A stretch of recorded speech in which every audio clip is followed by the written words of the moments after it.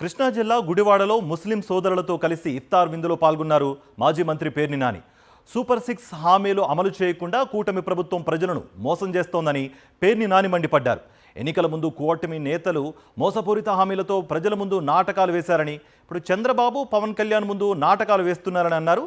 Red book రాజ్యాంగం వైఎస్ఆర్సీపీ నాయకులను ఏమీ చేయలేదని వెల్లడించారు పేర్ని నాని.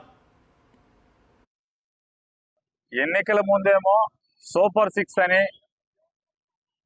షణ్ముఖ వ్యూహం అని రకరకాల సంక్షేమ హామీలను అయితే ఇచ్చారు, అధికారాన్ని ఇచ్చారు. ప్రజలు వీళ్ళ మాటలు నమ్మి అధికారానికి వచ్చిన తర్వాత సూపర్ 6లు అమలు చేయండి రా బాబు అని ప్రజలు అడుగుతుంటే, వీళ్ళేమో సూపర్ 6లు అమలు చేయడం చేతగాక స్ట్రిక్ట్లు వేసుకుంటూ బతికేటువంటి పరిస్థితుల్లో ఈ కూటమి నాయకులందరూ కూడా, ఎమ్మెల్యేలందరూ కూడా బతుకుతున్నారు. ఇవాళ ఎలక్షన్ల ముందు వాళ్ళ దొంగ హామీలతో, తప్పుడు హామీలతో ప్రజల్ని మభ్యపరిచి ప్రజల ముందు నాటకాలు వేశారు.